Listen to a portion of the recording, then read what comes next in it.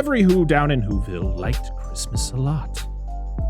But the Grinch, who lived just north of Whoville, did not. The Grinch hated Christmas, the whole Christmas season. Now please don't ask why. No one quite knows the reason.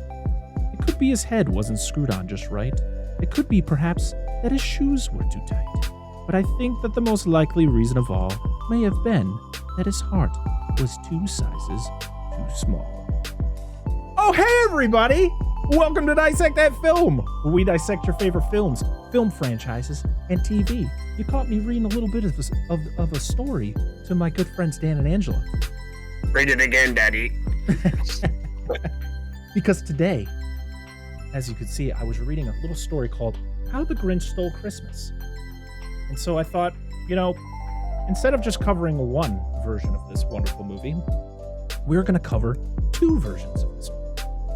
The original from 1966 and the 2000 live-action remake. Yes, I know there's a third one from 2018. We'll talk a little bit about that during the episode, but we're going to be focusing on those 2. And we're going to be talking about, of course, the source material, which came out, I think, in the 50s.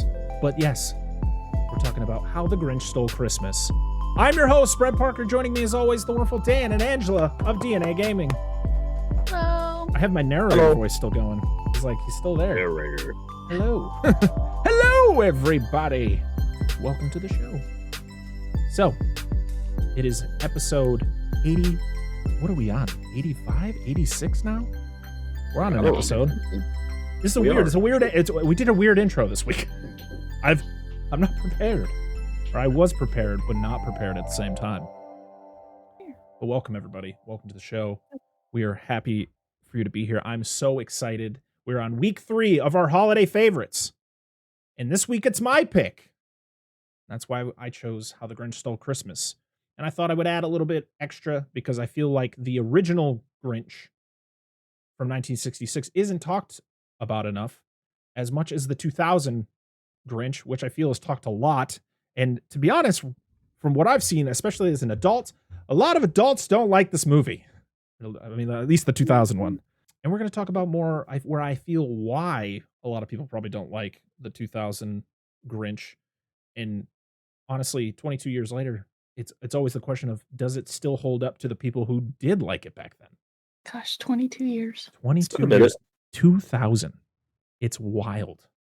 But we're going to start with the 1966 Grinch, which was narrated and voiced by BorisKarloff, who, if you don't know who BorisKarloff is, he was the original, you're going to have to correct me if I'm wrong, he was the original Frankenstein's monster. Yep, that's correct. And the original Mummy. He was. And he's done a lot of other things in his career, but those are kind of his staples of his career. Mm-hmm. So many things. But his voice as the narrator, plus being the voice of the Grinch, I thought was so perfect. And I love that 1966 story because, for one, it's just short and sweet. It's the book. They're just retelling the story of the book. There's nothing added or fancy or anything. It's literally just ripping the pages out and presenting them on screen. This was also the first time that the Grinch was brought to you in his wonderful green color, because in the original book, as it's shown on the cover, he was white. And throughout the book, which is all in black and white, well, with some splashes of color, it's all in black and white. So the Grinch was always white in the book. But because color TVs were popular back in the mid-60s, they were becoming a big thing, they needed to add some splash of color. And so green was a color that popped, but also it would turn, because of the Grinch, it would kind of turn into a color that would instill, like, this is the bad one. This is the villain of the story. So green was always perceived as like a color you would use for a villain or the antagonist of a story. It was written and directed. Well, it was written by DrSeuss himself, or as he would be known by other people, Theodore Seuss Geisel. It was also the movie though was directed by Chuck Jones, who huge He's the guy who pretty much created the Looney Tunes. Yeah, I mean, you can kind of tell that it was created by him. The original 1966 movie definitely has a Looney Tunes style animation crossed with Dr. Seuss's, illustrations in his stories. Dr. Seuss was born and raised in Springfield, Massachusetts, which is literally about 30 minutes from where I live. I've actually been to the Dr. Seuss Museum. You get to see where he originally drew the stories, and you get to see a bunch of awesome things. I'll try to see if I can post some pictures into the video of some of the things at the museum, which is really cool. And a thing that's really, really weird, but I guess cool in a way, was Dr. Seuss died on September 24th, 1991.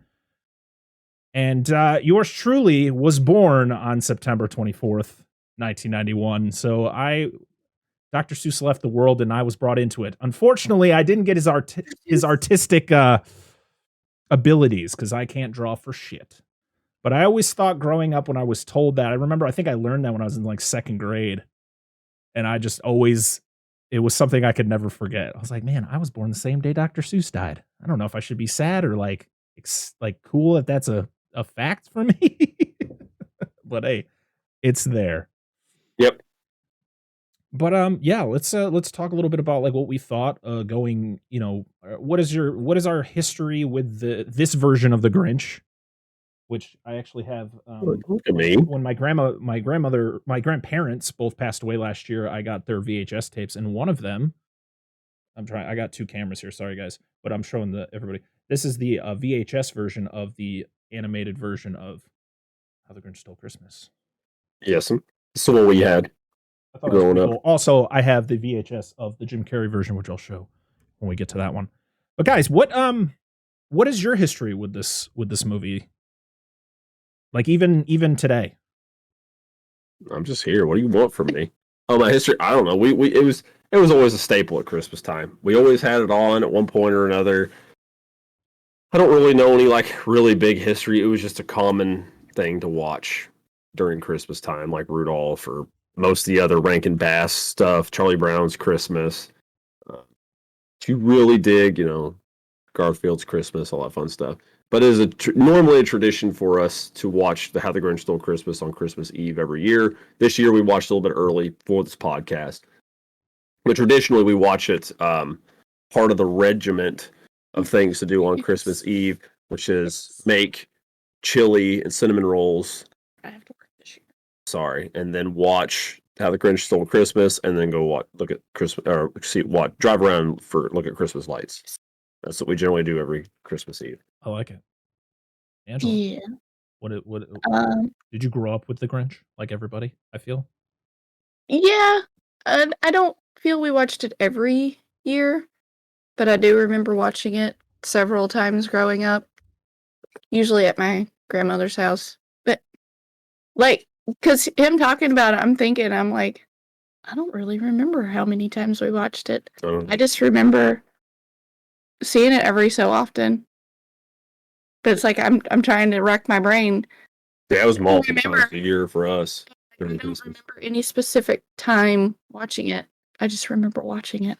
So we're not talking about how we thought of the movie, just our history with the movie, right? No, you can also talk about what you thought about it, like your recent. I don't care. You just go back to you, Dan. Talk about what you say. What you gotta say. Get finished. I mean, I loved it. Like, that's the reason why we still watch it every year now. It's traditional. It's a good short, 26-ish, 24-ish minutes, something like that. Yep. And I didn't know how close it was to the original book. I figured they maybe embellished it a bit for television to stretch it out a little bit. No, it's pretty much identical to the book. It's the book. I don't usually read the book. The book has a little bit more in it, but it's pretty much right to the point. It pretty much copies it word for word, almost. So, Boris Karloff, you talked about, it's great that it's narrated by him, that the music sung by Tony the Tiger is awesome. And Chuck Jones, of course, direction, the art's awesome, the music, it's literally one of those films that words thrown around a bit. For me, is a timeless film. You could watch forever. I've always seen it. I've always shown it to my kids, our kids. I'm hoping they do the same with their kids. It's just one of those movies that it's always there, like Charlie Brown Christmas. So it kind of makes me think. But anyway, yeah, it's 100%, 10 out of 10, always there, staple. Blah blah blah blah blah blah. Agreed. This is a yearly movie, of course. I watch it around Christmas every year. And then of course when we get to the Jim Carrey version, that's another one that I actually watch. It's pretty much back to back every year, and I feel like that's a reason why I wanted to do this episode the way we're doing it, with talking about both versions, because it's something that I've been doing, like watching back to back every year since I was a kid, or at least since the 2000 version came out. But I mean, this is Dr. Seuss as a kid was my favorite children's author. I thought, just the fact that he didn't just write the stories, he also drew all the illustrations. They're all I just love his style. And the fact that he grew up not too far from where I lived, which I thought was a really cool thing. And then of course the fact that I stated before. But when it came to, when I started having kids, like at least my oldest, I used to read Dr. Seuss books to him like every night. We would cycle through. We would literally start, from Cat in the Hat. Cat in the Hat comes back, and then literally just going through the whole thing. And then of course every Christmas you have to read The Grinch. And so it means a lot to me, and it's meant a lot to me since I was a kid. And it just, the movie is just, bringing the book to life, and which I'm always a fan of, especially when it's faithful to the book. We'll get to our thoughts on the live action version, but it's so faithful. It's like it's literally just taking the words from the book and making it into a movie, and it'll never get old, no matter how, I think it just turned 56 this year. So, and it's still so timeless. It's 26 minutes long. It literally start to finish, it just breezes through, just like Charlie Brown Christmas, just like, any of like Rudolph and Frosty and all those, shows or those TV specials from back in the day. They're just so timeless. Yeah, some of them may have not aged perfectly just because of the time that they came out, but like The Grinch does, because there's nothing, it doesn't get too political. It doesn't get like, it's just a dude who's grumpy. He hates Christmas and he just wants it all to stop. He just wants people to shut up. I guess you could only not like this if you're not a Christmas person. Right. Like you don't celebrate Christmas. If you don't celebrate Christmas, if it's not, a part of your way of life, your religion, or however it may be, I would totally understand if this wasn't for you. But yeah, The Grinch to me is just, it's a timeless classic. It's one of my favorite Dr. Seuss books, and I'll love it till the day I die. I think it's great. Yep. Oh, my favorite's Green Eggs and Ham. Oh, like I said, Dr. Seuss is just so good. Like I just can't. I thought about making YouTube videos of me reading Green Eggs and Ham to our kids, because I just love. I yell, I get into it when I I do. She'll tell you, I don't just read them that's Sam. I'm like, that's Sam I am. That's Sam I am. I don't like that Sam I am. I do not like that Sam I am. Do you like Green Eggs and Ham? I love reading that book to them. The kids, when they're little, they'd get a laugh out of it because I'd really get into it. It's so much fun. Shit. Oh yeah, good stuff. Fox and Socks. Trying to get through that book without messing up, because it's so hard. Dude, that wraps it. Hop on Pop. Hop on Pop's great. Fun story about Hop on Pop. In my sophomore year of high school, we had to one of our finals was doing a dramatic. We had to pick a book and do a dramatic reading, and so everybody's picking like sections of like novels or Shakespeare or something like that. And I'm like, I'm gonna do Hop on Pop, and I got like a 96 on it. Nice. So, hell yes, that's awesome. Yeah. So, like I said, Dr. Seuss is just, it's great. They didn't like my sophomore year doing. What class would that have been for? Language arts, English we language didn't arts, do or something like that. We didn't do language. I took, for some odd reason, theater. I took that for some reason, and my ideas very quickly got shot down because even though our theater teacher, I would always like, hey, dude, we get like the group of the guys in the class, like, let's do this, but make it inappropriate. Like, she'd give us a line, right? Like you need to spin it into its own. So mine was always the inappropriate one, and she'd be like, oh, that's enough. That's enough. That's enough. You guys stop. That's tasteless. Like, how is that fucking tasteless? Just because you don't find it funny doesn't mean anybody else would find it funny. Get the fuck out of here. God, I can't stand Our it. drama teacher wanted to do the vagina monologues. Really? Yeah. I thought it was just a vagina reading books. It's like, whoa. Heard some of the stuff that came from it, and I was like, I don't think high schoolers should be doing that. I know I've heard of the book, but what I'm saying is like that's not even a fair judge. Like that's like saying comedy isn't a real form of theater or art. It is. Anyway, that's not time for that rant. Fuck that shit. So there was 2 sequels to Yes, there was Grinch Night. There was Halloween is Grinch Night, which yes, Grinch Night is the other title of it. It's and which came out in 1977, 11 years after this. And then in 1982, there was a cartoon that was called The Grinch's The Cat in the Hat, which was I guess it had another name called The Cat in the Hat Gets Grinched. And that came out. That really sounds bad. Let's Grinch this bitch. It's just a porn. What the fuck? You done got Grinched. And of course, as we will be talking about in a little bit, there was a live action version of this movie that came out in 2000 starring Jim Carrey. And then in 2018, they decided to do another animated version of this movie, which was just called The Grinch, which I guess we'll talk about it now. Have you guys seen the 2018 Grinch? I own it, but I haven't watched it. Well, we're going to watch it tomorrow. I watched it, but I don't. Saris wants to watch it tomorrow, so I said yes. The thing I really remember of that is him at school. I just remember the trailers. I've never seen this movie. I don't remember where we watched it, but I have. So that one was done by Illumination, which is the studio behind Despicable Me and the Minions and the new Super Mario Brother movie that's coming out next year. Wahoo! I loved the animation style. The problem with this movie was the fact that the Grinch didn't seem mean enough.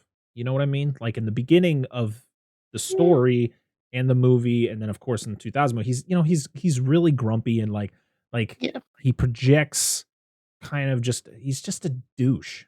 Where I feel like the Benedict Cumberbatch version is just, he doesn't come off that way. And what they did is they twist the story, they changed the story up. It's not the same plot points. It is the point of like the Grinch gets sick of shit and then he steals Christmas. It's still part of the whole thing, but they added a lot of different things. Like Cindy Lou is very independent. She likes to do things on her own, and she's not scared of anything. Like, but she's still like, the little petite Cindy Lou. And the Grinch just seemed like the Grinch. There's times where like the Grinch just walks into Whoville, and you're like, all right, dude. And everybody's just like, cool, the Grinch is here. It's just a normal guy, just go grocery shopping. Like, it threw me off. I didn't hate the movie. I didn't think it was terrible, but it definitely doesn't stack up to the 2 priors. Like I said, I'll be watching it tomorrow, but I could definitely see obviously the Illumination. We can wait till you get home. It's fine. Since you have the week off. I still got to watch Gundam 0080. Don't give me that. You took a week off in May. Don't give me that. I didn't rib you for it. Rude. Oh no. I didn't want my PTO to go away. I don't get paid for it. So I took this week off. Okay. Parker, I took the week off. Good for you. I got the week after off. It's nice. We should go burn something together. I'm going to Parker's house. Not. I'm taking the kids. We're going to Parker's. Gotta take that however long drive to get here. I don't know. Yeah. Forever. So I got a question. Before we get started, is it okay? And this is like half a joke and half a legitimate question, because it seems to be with everything how it goes these days. Is it okay to like Dr. Seuss and he's not like secretly racist or sexist or a homophobe or some shit like that because he's an author from 50, 60, 70 years ago, and he did something, and now it's not okay to like him. I mean, to be honest, I haven't really. I can guarantee there's probably something on Dr. Seuss. Just don't look, because it's just going to ruin it for you.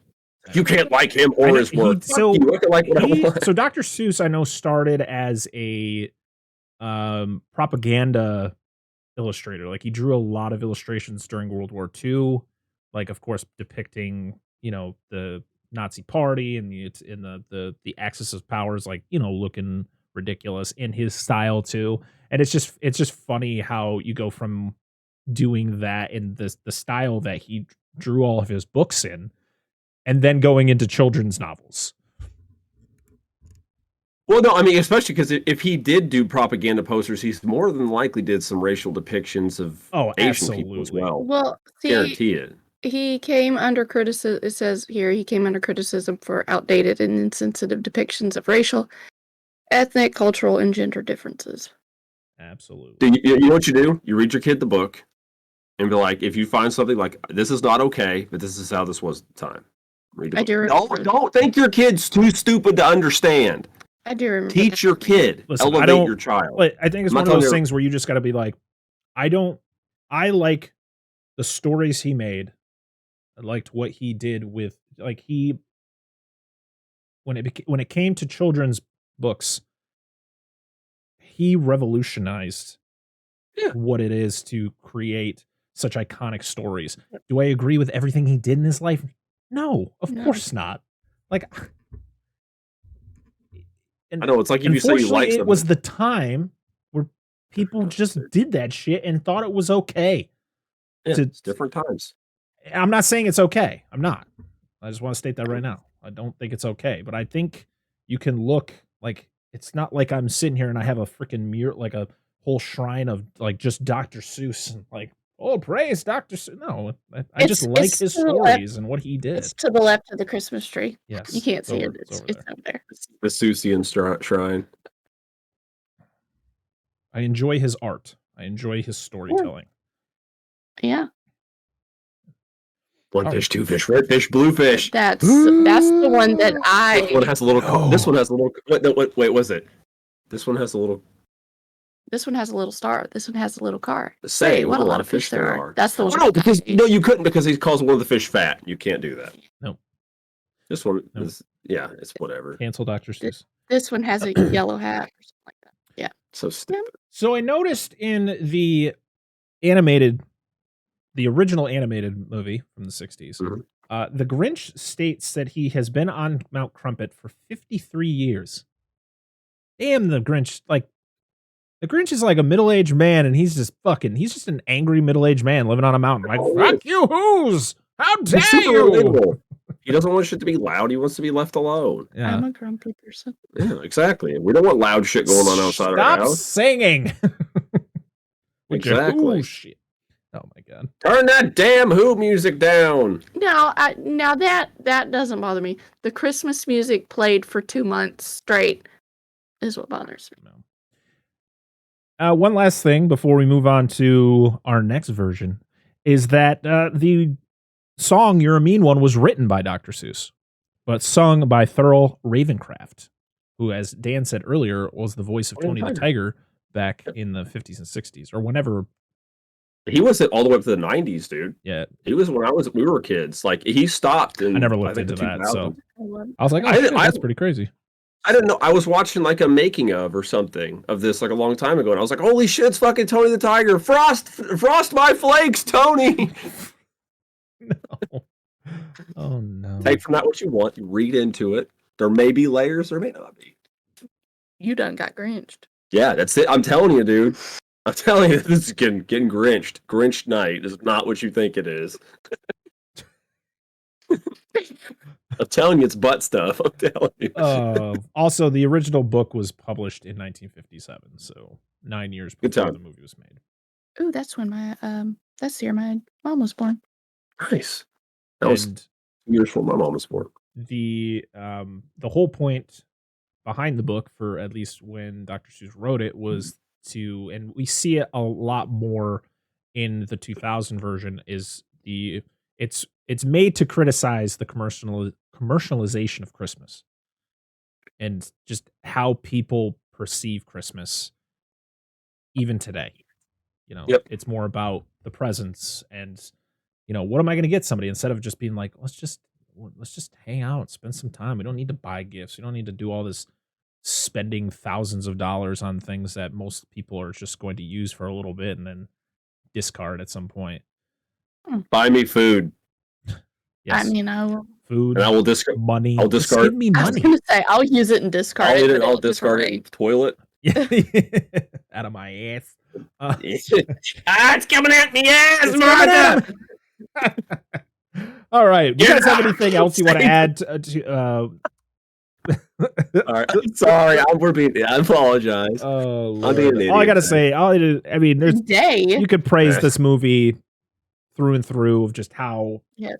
amazing it is animation wise, voice acting Oh, yeah. wise, just the depiction of the characters. I love the fact, you know, the thing we're going to talk about it more, but the thing I love about this is like the children, they're all so small and so innocent and so adorable. And then we get Yep. to this Yeah. next one and you're just like, oh God. Sarah even pointed out, she's like, man, those kids are tiny. Cindy Lou Right. Who. Cindy Lou. It's no more than 2. So great. They changed some of the lines in the new movie too. In the 2000 movie, like, why did you change? Yeah, that? well, they got you know, you got Jim Carrey, and he No, likes not to- even him. It was one of the. It was the narration. It was like okay, I know what this line's Well, going to be. yeah, It's exactly yeah, the same. And I was like, why did you change it? Anyway, it's just a minor nitpick. It's a great movie. Go watch it. If you haven't never seen the original Grinch, you should see it. You could Seriously, probably find go that buy the fucking book. thing anywhere. Go Buy the book. Buy the movie. I mean, if you are somebody who celebrates Christmas, or even if you just enjoy the story, even if you don't, but this is I mean, it's an iconic story. It's so good. I read it every year. Yeah, even if you don't have kids, just read it. It's awesome. Oh, so good. Dope as fuck. All right, let's move on to the 2000 live action version, directed by Ron Howard, starring Jim Carrey as our titular Green Man. Also starring Taylor Momsen in her first ever role. She would go on to do what the hell? What show was it? It was like a Girl. Gossip Girl. There it is. Who the And- fuck was she in that? The girl. She was the sister. She was Adam Brody's sister. She always wore like heavy eyeliner under her and eyes. she's in a band called The Pretty Reckless, The Pretty Reckless, yes, Yes. and they are awesome. which is her Are current thing that she does. Yes. Are they awesome by Always my her thing. standards or just No, like, they're really good. She's got No, a great she's- voice. She's good. She's got that really like she's got that rock voice. And I love it. Have you ever heard Yes. Hailstorm? yes? She sounds very similar to Lizzie Hale from Okay. Hailstorm.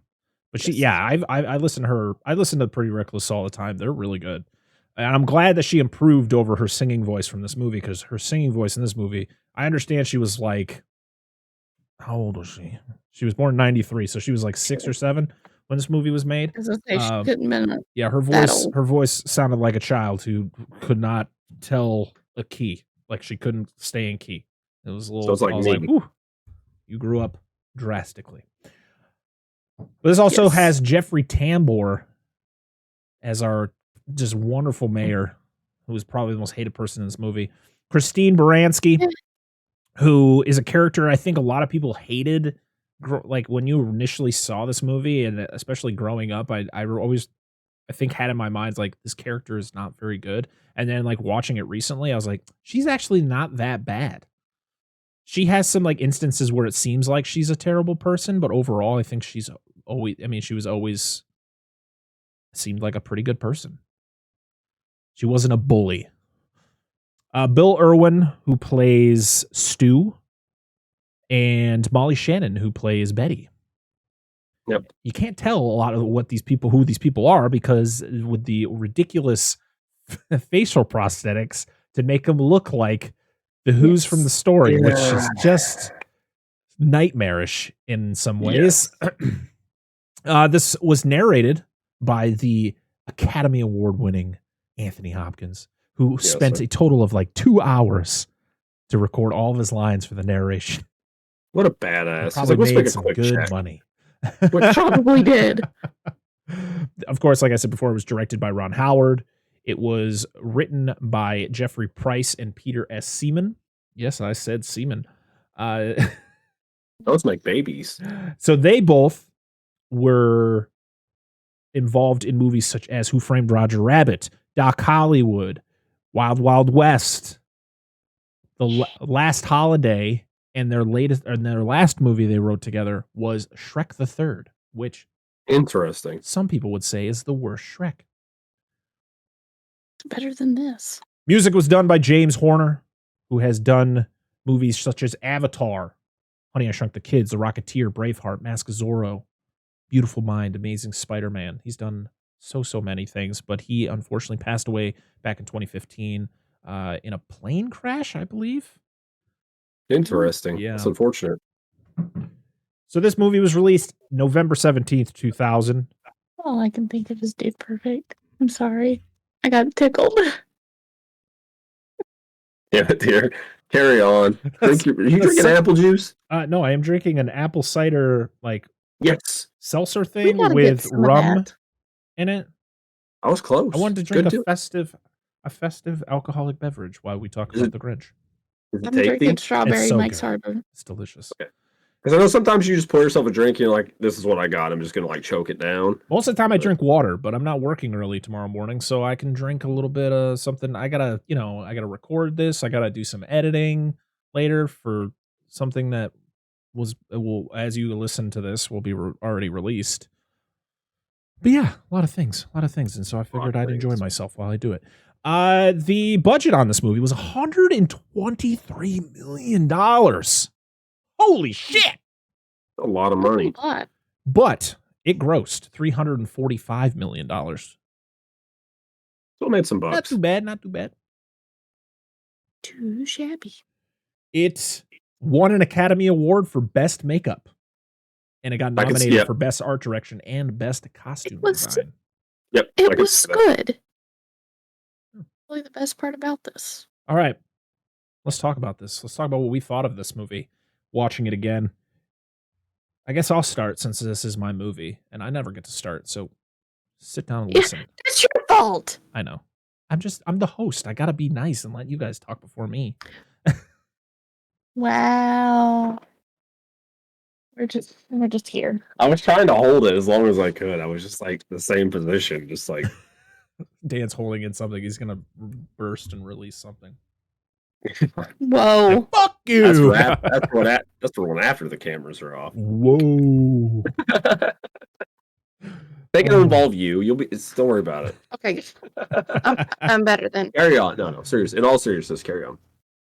I mean, I love this movie, to be honest. Even after watching it I literally watched it about 2 hours before we went live here, and I still have so much fun with it. Yes, there are some things that we're going to talk about. We're going to nitpick about it as we go along, but overall, this movie is to me, it's fun.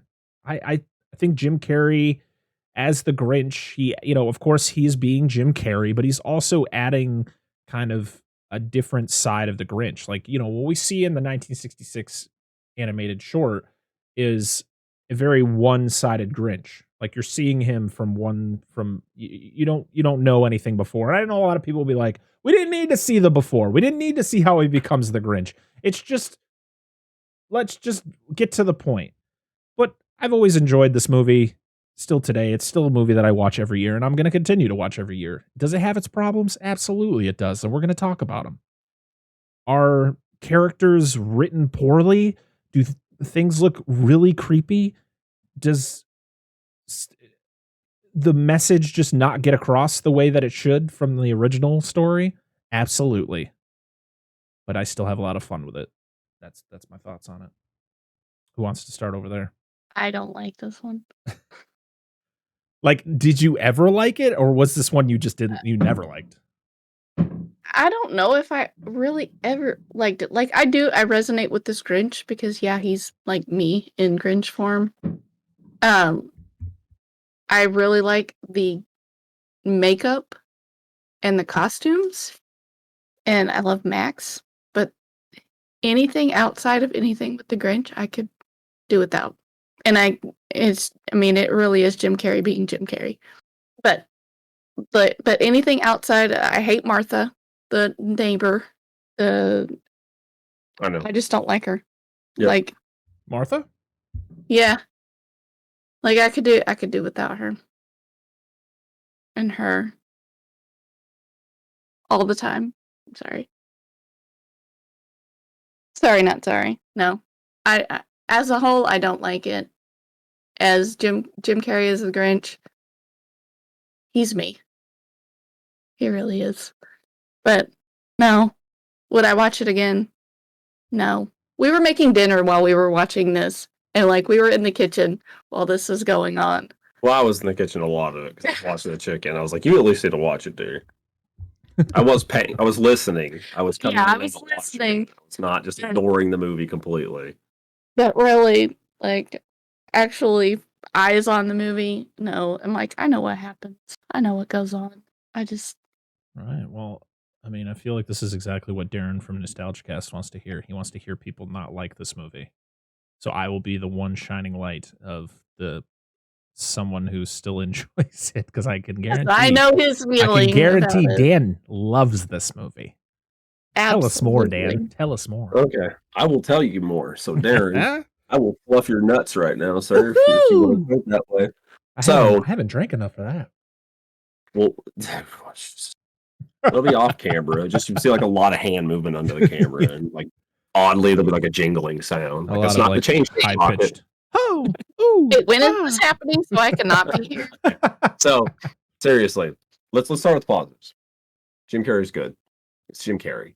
I mean, he's a very emotive individual. How he moves, his facial expressions, even with the prosthetics and his acting. Of course, Anthony Hopkins doing the narration was great. It was a good time. I love hearing him talk. He's not quite BorisKarloff, but he's still good. Like Angela says, I'll mirror her. I really don't care for the rest of the Who stuff. I really don't give it. I didn't care about them in the first fucking movie. That's why I like that they were barely a focus. Yeah, because they were barely in it. You see him in the beginning, and then you see him at the end, and then you see the little spot with Cindy Lou, and that's about the gist of it. Absolutely. I like some of the cinematography, the makeup, the prosthetics. I like a lot. It was a lot of practical effects. It was cool. Like that was good. There were some interesting shots that I liked that they did. That's about it for me. Like it's just like I hate the term an unnecessary remake, but that's what this felt like to me because here's how I'm going to sum it up. And I would like to mention I've never seen these three movies I'm about to do this comparison with, so this is not a just comparison, but it's the only one I can think of. This movie, How the Grinch Stole Christmas original to this, is like the late 70s Rankin Bass Hobbit to 3-movie Hobbit. Right. Yeah. So like you're taking the source material that was some beautiful. I love the old Hobbit film from the 70s, Rankin Bass. I love the music. I love the mood. Like when I think of swords and sorcery, I think of that dark, moody kind of. That's what I think of when I think of that movie. And then, I can't fucking think of his name for the life of me. The director that did the ones after Lord of the Rings and the Hobbit movies after that, when they redid Peter Jackson. Peter Jackson. There we go. When he did that, and it's like we need to make this into 3 movies. No, you're stretching it out. That's why I never got into the Hobbit, because I was like, why are you taking a book that is shorter than any of the 3 books in the Lord of the Rings trilogy and making 3 movies out of it, but you made 1 movie per book for the why? Like just to capital, like you just want the money. You don't give a shit about the art, because even I mean, I don't want to get too far into that, but like Ian McKellen did not enjoy filming the Hobbit series because of how drastically different it was to film it. Because he was pretty much acting against nobody, because they just did a bunch of blue screen shit with him. But we'll talk about that more when we get to that. But that comparison, and I will say I do love the Lord of the Rings movies that Peter Jackson did. But anyway, that's my comparison. You're taking a movie and you're stretching it out unnecessarily for a bunch of stuff that I'm sure there's people that like it. I'm sure there's people that like some of the stuff in The Hobbit. You get a little bit more of the backstory of why the way he is, whatever. For me, growing up, seeing the original version And then when this one came out, I'll tell you, before I watched today, I've never seen this whole movie all the way through. Wow. I watched some of it when I was younger, and I was like, I don't need to see this. Like, I just watched the original one. I don't care for this because I like the way that Boris Karloff does the Grinch. I like him serious, mean, angry, hateful, whatever you want. I like that. And then Jim Carrey is no different than Edward Nygma. It's Jim Carrey doing slightly different role, maybe a slightly angrier Jim Carrey in this. We'll say that. Not saying there's some times I didn't laugh, because it's Jim Carrey. But like, I don't know. And I didn't care. I know the prosthetics were good, but I didn't like the way that a lot of the Who's looked. Oh, And something about like they're the worst part of this movie, to be honest. And sometimes they terrifying. like the what is it? Mayor said something about Cindy Glue not getting her nose or something yet. Did they like not does her nose grown into her nose? Well, if you notice, like her nose is normal compared to all the other Who's. Like all the other Who's have that like dog snout. Like they got that little pig nose and but some of them didn't though. But even some of the adults. Also, didn't. I'm just thinking like, do you want to throw heavy prosthetics onto a 7-year-old girl when you could just come up with that? Where you could just come up with that line of, "Oh, she hasn't grown into her nose yet."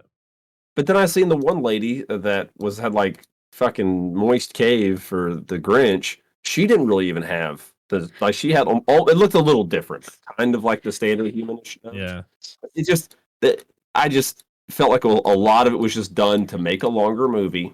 Oh, absolutely.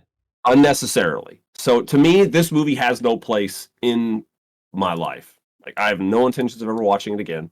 My kids want to watch it. That's fine. They seem to enjoy it. They sat down for most of the movie. Sarah likes the movie. Cool. If they want, it's just not for me. And I think it's going to boil down to what we talked about. We were talking about this movie is going to be based entirely how you were raised, which one you prefer. I think. Oh, absolutely. And I was just about to get to that. It's the fact of like, so, you guys are a few years older than me. When this movie came out, it came out after I was like 9, I think, when this movie came out. I think I saw this in theaters. I can't really remember, but I believe my mom took me to see this in theaters. But like, I'm a 9-year-old kid. Like, I'm not I'm not critiquing. Like, I probably already had seen Ace Ventura and Ace Ventura When Nature Calls at the time. I, of course, had seen Batman Forever, and I loved Jim Carrey in Batman Forever. He was probably my best, like, as a kid, he was my favorite part of Batman Forever because he was just so funny. He was just, being being Jim Carrey, as you would say. And I think that's why I loved the Grinch, and I still love this Grinch to a point. Like, I don't know, maybe there's just certain movies for me that I can't like be so hard on because they just meant a lot to me when I was a kid. Like I can't, like I'm going to critique things in this movie because that's what we do here. But it's still, at the end of the day, I'm still going to be like, I still enjoy this movie. I still have a lot of fun with it. And it's just Jim Carrey being like, yes, Jim Carrey is playing Jim Carrey in this movie, but dressed as the Grinch, doing some Grinch things. Yeah, and I get that. And it's just, that's what I totally understand. I'm not shitting on people if they like this movie. My cousins, who are older than me, who are a big part of the reason I've seen half the movies that I've watched in my existence, love this fucking movie. And it blows my mind because of how nostalgic those two fucking guys are. But me being the odd person, I just don't like this movie. And this, again, it's just how I am. Because like I said, why would I sit and watch this 144-minute long movie, an hour and 44-minute long movie, when I can skip the first hour of this movie and just watch the original animated movie? Because literally the first hour of this movie, outside of some of the opening lines, it's just added stuff. It's added shit, and then like about an hour in is when you get to the core of what the original film was. And like Parker said, he's younger than we are. I was a freshman in high school when this came out, so like I had already seen the original version trillions of times. More than a handful of times. So to come around to something that's added so much that was unnecessary. But we get it because it's going to depend on what version you watched first. Here's a perfect example. First, but the one that you were introduced to at a different time. Like, he could have watched the OG version before this came out, but you were introduced to it sooner in life than, like, I already had my stance on, Well, here's on it when it came out. there's an example. I keep trying to like force feed my mother, which is fine. She doesn't. It's whatever. Just like when the Grinch just forced all that food at the exactly. But my mother loves the original Thing from Outer Space for 53, something like that. She loves that movie, and she does not like John Carpenter's The Thing. Does not like it. It's understandable. It's understandable. Exactly. I've heard people who will praise, like, I can't really, I don't really have something on the top of my head that I can think of, but like, there's always that movie that has like a really old version that people just don't talk about anymore. But like those generations will talk about it because that's what they grew up with. Like, I grew up with this version of the Grinch, even though I did watch the animated 66 classic because I grew up with a mother who did not watch modern movies unless we all like had a movie night. We would watch, we'd rent a VHS and watch whatever. But TV Land back in the 90s, early 2000s, that was the only channel she would watch. So it was all those old sitcoms, or she'd watch TCM, Turner Classic Movies, which would play all the oldies. Like, I mean, they still do. It's the one channel that still sticks to the old movie, to those old 50s, 60s, even 40s. I mean, Jesus, I remember learning. I told her I was learning about the Civil War in high school or in elementary school. I was learning about certain things, and she's like, "Oh, you should watch Gone with the Wind. It takes place during the Civil War." And I'm like, "Okay." It's a 4-hour goddamn long movie, and there's only one scene that shows any type of Civil War shit. Yeah. Like, nobody told me how long that movie was. Oh my God, and it's so long. I used to stay at my aunt's house after school. I would ride the bus to her house. And I had a key, and I would go in to her house every day by myself and pick a new movie to watch. And one day I'm like, I'm gonna watch Gone with the Wind.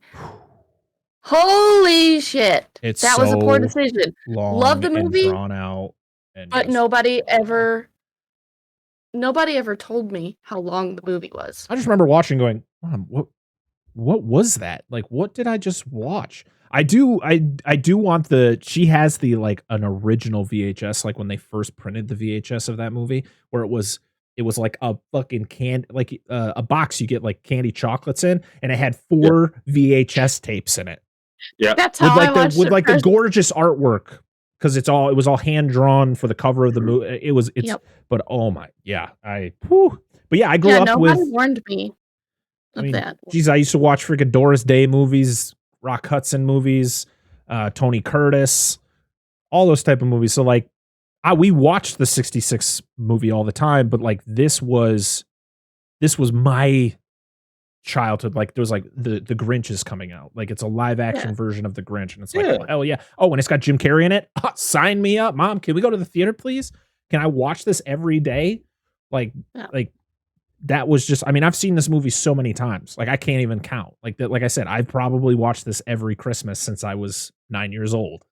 And it'll probably continue until whenever my final day is. Just perfectly fine. But sorry to get you on that side tangent. I'm sorry. No, it's all good. I mean, that and when I decided to pick the Grinch, well, there was 2 reasons why I wanted to pick the Grinch. One of them was because of the fact that Darren from NostalgiaCast had tweeted the fact of like how much he dislikes this movie, and so I'm like, well, I have to talk about it. I have to do it on the show. And I like that we all have different points of view on it. Like, you guys don't care for it, which is completely fine. I'm not like, the thing that I think people need to just chill the fuck out about is when somebody doesn't like a movie you like, just fucking get over it. It's okay. It's not that big a deal. No, I can't get over it. And also the fact that like you can't talk about movies that you don't like is also bullshit, in my opinion. I understand there's a lot of things that go on with movies and how movies turn out, but I can talk about how the Resident Evil movies are garbage, because they are. Do I think that the people that made them are garbage? No, I just think that the product that was put out for us was trash. And I will stay by that statement forever. Well, that's what we do when we come on. Oh no, it's no, absolutely. It's like when we come on here and we talk about a movie that, like, I generally have a different opinion on for you guys on some films, but I'm not just gonna like run in there and just fucking just bulldoze and just no. defecate the whole. I will like this movie. Like, there are things I understand why people like this movie, and that this is a good movie. This is a well-made film, and I'll point that out. But it's just not enjoyable for me to watch. Yeah. That's literally what it boils down to. But yes, I agree. People don't understand. They can't be like, hey, like, I don't like this, this, and this, but I can see why you enjoy it, or I'll at least like this part of it, or this thing. And if I were ever to meet Jim Carrey, I'd be like, this movie sucks. And he'd probably be You like, want to. I would tell him. he'd be like, all right. And I still love The Mask. Well, let's talk about a little bit of the behind the scenes of The Grinch, this version of The Grinch. Jim Carrey, of course, was one of, oh God, what the hell is her name? Dr. Seuss's wife. It's Audrey. Jim Carrey was like one of the 3 people that she really had in mind to play the Grinch when this all came out that they were looking into making a live action version. She actually visited him on the set of Man on the Moon, which was the Andy Kaufman biopic, where Jim Carrey literally became Andy Kaufman and would not come out of character like throughout the entire film. So when she came on and wanted to see him kind of like give a little bit of a taste of what the Grinch could be, he literally was Andy Kaufman pretending to be Jim Carrey to then be the Grinch. That's how deep he was into the Andy Kaufman character on Man on the Moon. There's a documentary on it, guys. It's called, I think it's called Andy and Jim. It's on Netflix. It's actually a really good documentary, but like, it's also one of the things that shows you that method acting is fucking annoying. Like, actors who do that just annoy the shit out of me. Jared Leto is infamous for it. Daniel Day-Lewis is big into it, but like I haven't heard any negative things about him. But it's just when people, they get into character and they're always the character throughout the entire movie. They just completely erase who they are, and it's annoying. But I just found that was just a weird thing that she had to go through to figure out that Jim Carrey's the man. He is gonna be the Grinch. Yeah, I've seen that. I've actually seen that movie, Man in the Moon. Yeah, me too. All right. It's pretty good. With all the prosthetics on, he wasn't a big fan of it. Of course, it was. Don't blame him. Yeah, he felt very claustrophobic in it all the time. He pretty much felt like he was being tortured while he would wear it. He actually got trained by the CIA, I believe. He went through like a CIA course for like torture training, where to kind of feel more comfortable when he would wear the prosthetics. But yeah, I could only imagine how hot, because it was yak hair. It was actual hair that he is covered in, and so it just adds all that heat. Don't get that shit wet. It's got to be a miserable time. Of course, he had to wear the contacts. He had to wear the fake teeth. And contacts like that are not easy to wear. Yeah, that like deep yellow, that jaundice look. But it's different. So I wear contacts daily. It's different wearing contacts that are not made specifically for you. Right. They rub in places that they should not rub on your eyeball, and it's not fun. I literally could imagine how just miserable this must have been. Of course, he improvises throughout this entire movie. That's just how Jim Carrey has worked. He's just him and Robin Williams are very similar in the fact that like they get a script and they completely will change a lot of things. A lot of things just coming off the cuff. Not a lot of things not scripted as it has been in any Jim. You watch any Jim Carrey movie, unless it's probably a drama, it's mostly improvised. But of course, you had to go by the book as well when you get to those points. But I love how they, in my opinion, I love the fact that he also makes fun of it in the movie. The fact of like reading those lines from the original story and then kind of be like, "Oh, I'm speaking in rhymes." Yep. Self-aware. Tim Burton was actually considered to direct this, but he turned it down because he was still working on Sleepy Hollow at the time. Thank goodness. Imagine Tim Burton's How the Grinch Stole Christmas. Please don't. Wow. This movie was filmed on the backlot of Universal Studios, right behind the Bates Motel. And Nice. during tours, Jim Carrey in costume would run out from behind the Bates Motel with a knife, wearing a woman's dress as the Grinch. I need a picture of this. I got to find a picture of this. There's got to be one around, right? Oh, so good. And also, because I'm a huge Seinfeld fan, some of the writers of Seinfeld actually worked on this movie. Oh. Rick Baker was the one hired to do the makeup and prosthetics for the Who's, for Jim Carrey and the Grinch and all that.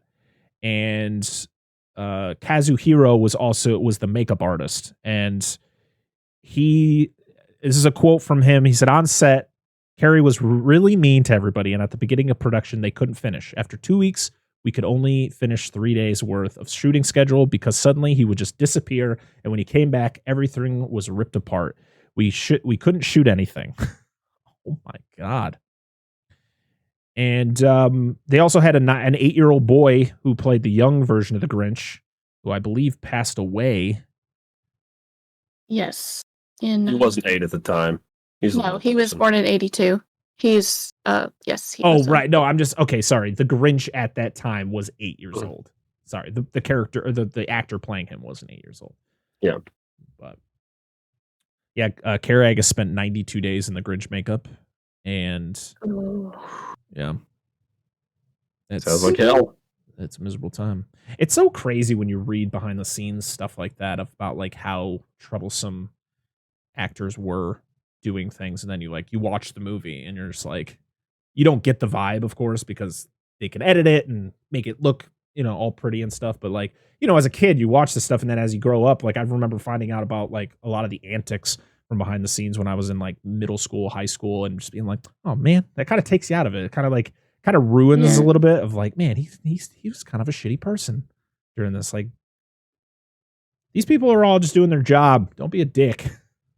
I know, right? It's not just you. You have other people there with you.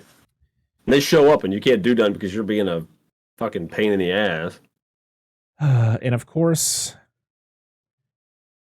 I think 4 or 5 years later, we would get the live action version of The Cat in the Hat, which is possibly one of the worst movies ever created. Should never be watched by anyone, even though we will watch it on the show at some point because I want to go through that pain, and I want them to go through the pain of watching Mike Myers make a lot of sexual innuendos as my favorite Dr. Seuss character, the Cat in the Hat. Okay. Oh, God. But guess what? That movie, with how abysmal it was and how it failed in the box office, would then end the whole, let's not do Dr. Seuss stories in live action anymore. Let's go back to the animated versions. And that's when Jim Carrey would come back to do the first animated film that was based on a Dr. Seuss story called Horton Hears a Who. He would he would do the voice of Horton. And then they would do the Lorax, which is another, to me, I think it's fantastic. Danny DeVito as the Lorax. And then, of course, they did a newer version of the Grinch in 2018. And I know there's other, I've been hearing rumors or seeing rumors of the fact that there's a possibility of doing a animated Cat in the Hat, which I would be all for it. Just please, God, never again do live action with the Cat in the Hat. God damn. It was horrible. All right. Oh, and let's not forget the amazing soundtrack for this movie, which featured Busta Rhymes, Faith Hill, Smash Mouth, and NSYNC. Who the fuck wrote this soundtrack? Who's like, we should get these guys together. This shit'll work. Yes. It seems like, dude, this is a big name. We just want all these other names attached to it. It's great. I love it. Love it all. Actually, the newer version of the You're a Mean One. Oh, no. Jim Carrey actually sung the newer version of it, which I thought was fine. But there's a song that Busta Rhymes does with Jim Carrey, and I'm like, what a combo right there. 2 years later, Busta Rhymes would be fucking fighting Michael Myers in a fiery building, going trick or treat, motherfucker. Like I said, dude, My favorite Busta Rhymes moment is when he was on Space Ghost Coast to Coast, and they got high off the gas leak. That was my favorite fucking thing he's ever done. All right, guys. Are we ready to talk about this plot? Let's rock it out. Let's go. So, first off, this movie starts with, hey, Whoville is on a snowflake. What the fuck is that? How does that work? What happens when that snowflake hits the ground? Or it melts? Does Whoville just disappear? Does it just disintegrate into nothing? It's a weird concept. It's a weird concept that I think should have never happened. But we get the beautiful end. Talked about. Yeah. Why was it even relevant? There was no relevance to it. No, absolutely not. Anthony Hopkins and his beautiful narration as we travel through Whoville. One of the things, though, I got to nitpick about Whoville, and I've heard it from other shows, from other podcasts I've listened to talking about this movie, is the fact that, like, why is it so, like, the colors are so saturated in this movie? Like, it's not bright. Like, I feel like Whoville should be so bright. And then once you get to Mount Crumpet and you see the Grinch, it should be muddled down. Like, the colors should be muddled. But it's very just, like, it's just so sad. It's like there's always an overcast cloud over Whoville. I agree. I noticed that in the movie. Maybe it's just the fact that, like, all the Whos are just, they're just terrible. They're all terrible. And the yeah, whole opening scene gave me anxiety. Oh, there's too many people in this town. They need to expand. So many people. And like you got marching bands and shit, and you got the little Who. What the fuck? And there's also like different sizes of Whos. Like there's this little guy that comes out of the tuba. You're like, what? It's in the book too. I mean, in the animated show, they got little Whos. But there's so many people while they're shopping. I'm like, in this movie, I don't. Like, I feel like somebody's going to be touching me as I'm watching this. Don't fucking touch me! Yes. And, yeah, you get into the store where everybody's trying to buy their last-minute gifts. You got the cashier who is clearly not doing his job correctly because he is so overwhelmed. And his money does not go in the register. No, he just the way it should. No, he just throws it. It's freaking Monopoly money. It's Julian money. It's money. I'm like, dude, fix your money. No, I know. I'm looking at this like, no, dude, the bill's not gonna go one direction. You can't just jam shit in there, even if you're busy. You gotta keep it proper. You gotta keep a proper ship, dude. You gotta run that shit. I work retail. It bothered me. Even when I used to, it's like all the bills have to face the same way. Coin properly. You don't just like fuck it, throw it in. Like you forgot your change. Like nobody's gonna fucking do that. Throw it at them. And yeah, this is consumerism at its finest. You have Lou Who, goddamn, who is he's talking about gifts for all of her Cindy Lou's brothers, and they all rhyme. So like the uncle gets a funkle or something. I don't remember all the things. And then there was the last guy. Yeah. It didn't rhyme. Yeah, I don't remember what he says, but I was like, oh okay. But then he can't find Cindy, and instead he doesn't freak out about it. He's like, Cindy, where are you? You could have been kidnapped. I wouldn't know. I mean, I don't think any of these Whos are like that, but I mean, who knows? And then he pulls the gift out, and Cindy Lou's behind the gifts. I'm like, what are you doing back there? She's like, I'm carrying all these presents. Why do we have all these? Why are you being a piece of shit dad not carrying them for your small child? Yeah. And this is the thing where he buys. So in the extended version, because I don't remember if you guys saw this, but there's the part where he buys something and he maxes out a credit card. And he's like, this is my third. And everyone's celebrating because he's maxed out his third credit card. I'm like, oh. No. I wouldn't celebrate that. No. Fuck that shit. It just shows us like, oh, Lou buys a lot of gifts on Christmas because Christmas is great and you got to buy a lot of gifts. No. All right. There's a guy outside who yells that there's a 99% off sale. How are you making any money off that? 99% off tit jobs. Come get them. You might have to get them fixed later. I mean, I'm assuming they have cosmetic surgery in fucking Whoville. I mean, the neighbor has something clearly going on. I think she's just wearing she's wearing the outfits that just, display them better. Accentuate. Yeah. They lift and lift in all the right places. Lift and separate and tuck and roll. And I mean, she made me think things when I was a kid. All right. She made me question things. He's like, I'd love to butter her bread. Exactly. That's exactly what was in my head at the time. He's thinking to himself, look at this brick house. Makes me want to get a job. Benefits.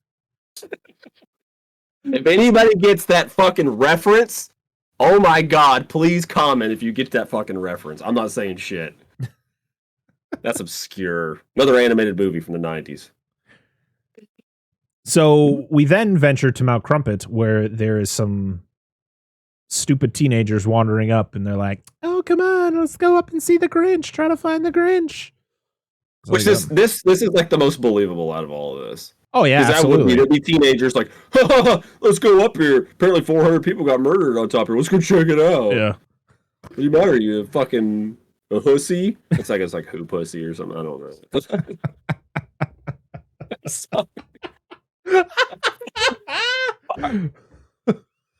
Sorry, I'm sorry. You keep making me laugh, and we're gonna have to stop so I can go pee. Oh god. Oh lord. I'm gonna pee myself. Lucy. Oh boy.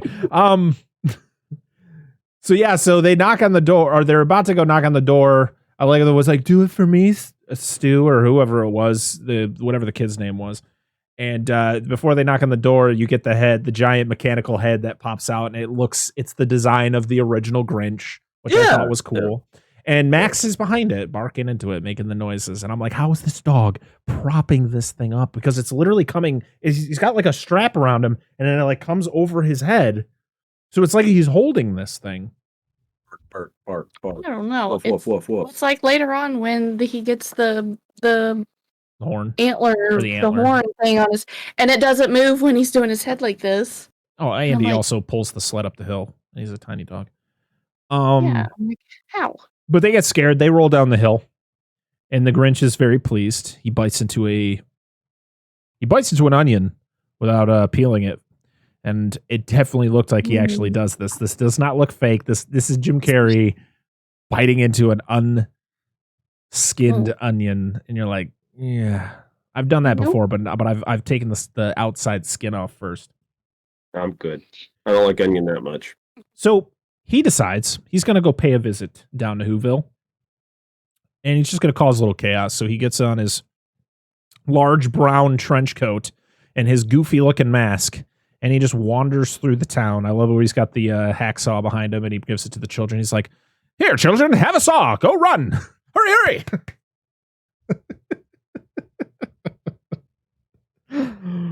This whole scene, just this you're talking about this, where he wears the mask and stuff and starts walking around. You know what I think of this entire scene? What?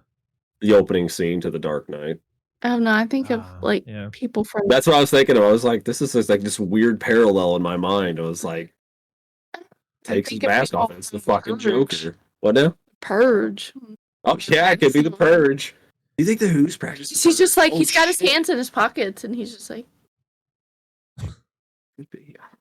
Also, I was expecting him to do some sort of like Flash thing because like he'd be like, but no, I feel like that probably would have went a little too far. Take it out, singing the same thing. Thank you, Queen. So Cindy Lou's brothers, those are the ones that went up the hill with the girlfriends. And they came down, they're covered in snow, and they're like, "Oh, we saw the Grinch." And of course, the mayor's like, "We don't speak about the Grinch. You do not speak about who shall not be named," or whatever. Yeah. I know. So you're gonna let your sons talk about the one person who doesn't like Christmas? He's like, they didn't see no Grinch. Cindy Lou inquires about the Grinch and then runs into him in the back room of the post office because her dad works at the post office. I don't know how anything is working in this place. It's literally gave me a headache how much chaos it was. I was like, oh my God, how does anything function in this town? And of course she runs into him and he tosses her into like where the gifts are dropping down onto like a conveyor belt and being labeled fragile or anything. So he's like, well, okay, time to go. And Max is like, no. And he bites him in the ass. And I love it when he bites him in the butt and he's just like, let go of that. You don't know where that's been. And he ends up he decides he's going to save her because Max won't allow it. And he then wraps her up, though. He wraps her up, and then the dad doesn't believe her because she wants to tell him that she saw the Grinch, but he's like, "Oh, you're practicing your gift wrapping. Good job, Cindy. I'm so proud of you." She's like, "Oh, okay, thanks." Oh, I also got to mention that the director's brother, Clint Howard, is the mayor's assistant. Yes, I knew. I could tell. I was like, "Isn't that the ice cream man?" Yeah, if it's a Ron Howard movie, Clint's gonna be in it every time. I wish he served ice cream. I know, right? We gotta cover that movie. That movie is so. That'd be a fucking deep ass weird, cut, dude.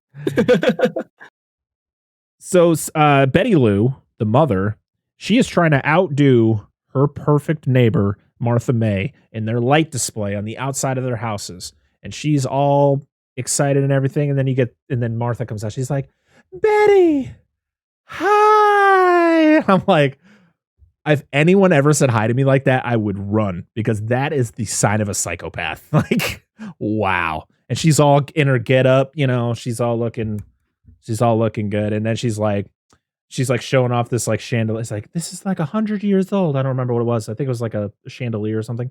And then she's like, but this is new. And she rips off the thing, and it's a freaking like cannon to put the lights on her house. I want that. It's so to put cool. lights on my house. Just it's saying. So cool. It's a brilliant invention. Betty is so enamored in it that she's like about to fall off the roof, and Lou's down there like, "Oh, Betty." She's holding on to the lights. That's so great. I enjoy Molly Shannon. I've always enjoyed Molly Shannon since she was on SNL. But the cannon's great. Grinch, he, after all of his shenanigans down in what's so funny? Sorry, I just went. What fucking movie was that? Son of a bitch! I know the character. I can see the character. What movie is that? I can't remember because it was Molly Shannon. Yeah. Oh, it's Superstar. Yes, Superstar. Yeah. God, that fucking. It's like the only other, like, I mean, she's been in a lot of movies, but she's always been like a side character. She's never like the main. But Superstar was her, like, that was the one movie where she was the star of the movie. Her and Will Ferrell. So yeah, the Grinch does a bunch of shit in Whoville, messes around, makes a crank call to Lou and Betty. And then he goes back to Mount Crumpet. I love the vacuum that like brings him back. He presses the button, he just sucks him in. What does he say to Max before he jumps in? It was like was it like smell before beauty or something? Sure. He was like making fun of himself. Something like that. I can't remember. That one I don't remember. He lands in the trash, because that's where they send all their trash, is to the side of a mountain. Very environmentally friendly there, Whoville. Just dropping off your trash and stuff. Yeah. And yeah, seriously. And he finds some hazardous waste, and he's like, and the line is, one man's trash is another man's potpourri. And he's like, yes. I don't know, it's some kind of soup. And then Cindy sings, and this is where I was like, ooh, thank God she improved as she got older, because this is rough. And she sings the new song that Faith Hill wrote. I must walk. Yeah, that song. I must have walked away on that one. I think I was making chicken at that time. So we hang out in the Grinch's lair on Mount Crumpet, and it's a pretty sweet looking place. Like I would chill here. But the thing is he's all by himself. Well, sort of. He's got Max, but he's like, I love it up here. I don't know why I ever leave. And then he's like, and he's talking to himself because he's got the echo, and he starts getting into an argument with it, and he calls it an idiot, and is like, "You're an idiot." I don't know. I still find it funny. I'm sorry. I do too. That's one of the few. I was like, and then when he's like, "Well, then I'm gonna whisper, so by the time it hits the wall and it comes back to me, I won't be able to hear it." You're an idiot. And yeah, he seems very lonely. It's kind of a sad moment where like he kind of gets into the fetal position in the chair, because he's just like, oh, money. He's like, I'm so sad and alone. Cindy goes and investigates around the town to find out more information about the Grinch. And this is where they meet the two old ladies that were like his mom. And Whoville was wild back when the Grinch first showed up in Whoville. So you get the Grinch showed up just like every other child in Whoville. They came on They came in their baskets and they all go to the house, and you get the one guy, and I had to make a note of this, where the baby lands on the front steps and it's like, oh, look, honey, he's here. He kind of looks like your boss. I found that slightly amusing. I was like, oh my God, bro. Like, what? And the daughter's like, is that how it works? Oh, Lord. Boss getting the old pump and dump going on. But also, so then you see the Grinch like flying in, and he like bumps a baby out of the way to like keep going in. And from the start, he hates Christmas, which I don't know if I like this. I don't like the fact that like he hates Christmas from the start. Like, it doesn't make sense. Like, I understand him and not liking Christmas after what happens a little bit later, but like the fact that he just shows up and is like, I hate Christmas, even though I'm a baby and I know nothing. But he lands. You know what's happening in this house when he shows up? It's a swingers party, man. It's absolutely a swingers party. There's the woman who's like riding on the back of a dude. She's like slapping his ass like she's riding a horse, and I was like, shit is happening in that house. Whoville is wild. But yeah, he shows up. I like how they're like, yeah, it took all night until we realized that he was there, and it's like, oh, so he should have been dead. All right. Oh, that hair. Oh man, this Grinch baby animatronic though is terrifying. Absolutely terrifying. Belial! Yeah. But it's like you got the one of the ladies is just like, oh, you want a cookie? And he's like, Santa? And he bites out of the plate and he's like, Santa, bye-bye. And I was like, again, why does he hate Christmas already? Because then it shows him a little bit later as like a little kid. He's at school and he's drawing a picture of Santa's sleigh blowing up. You find out that Martha and the Grinch kind of had a thing for each other when they were in school. So weird. When they're in class. Because like she looks at him and at first you're like, is she just playing a game? Like, is she going to like fuck with him? But then like you find out like she generally like feels bad for him and actually has like a slight crush on him. And of course he does too. And she's the reason that he kind of like gives Christmas a chance. Like he goes home and he decides he's going to make her a Christmas tree topper. But before that, you see the mayor as a kid, and he's a dick. He pretty much makes fun of him because he's got a lot of hair, and he pretty much is like, oh, you're 8 years old, but you already have a beard. It's like, well, you're a fucking piece of shit, little kid. Right? Yeah, so he makes the ornament, or he makes the tree topper, and he also decides to shave because he bends to the bullies. And he gets to school and he tries to hide from like everybody. He actually shows the tree topper, but he kind of hides behind things. And the teacher kind of sucks too because she forces him to show his face when he's like, leave him alone. Like he's just trying to avoid it until the point where it shows that he's like he cut himself shaving a lot, and they're like, oh, look at that hack job. So So all the kids make fun of him. Martha feels bad for him, and he just goes ape shit and just breaks the tree topper. He picks up the Christmas tree, throws it. It goes crazy. Everyone's screaming, and he runs out, and he runs away to Mount Crumpet. And Martha's sad. You can see she's got a tear rolling down her face. And you see the little Grinch climbing the mountain until he gets to the top, and he kind of watches down over Whoville, and it goes from him being a kid to the adult Grinch. And this is where he pulls out the phone book, and he's like, alphabetical, as he's gonna like say, like he picks a person. He's just like, I hate you. And he's just flipping through, naming all the people in the phone book. And he finds out, it's the Whobilation. And oh, how it's awful. Christmas is tomorrow. It's practically here. He goes inside and he's like, it's the only way I can get rid of the memories. He smokes himself in the head with a mallet. Yeah.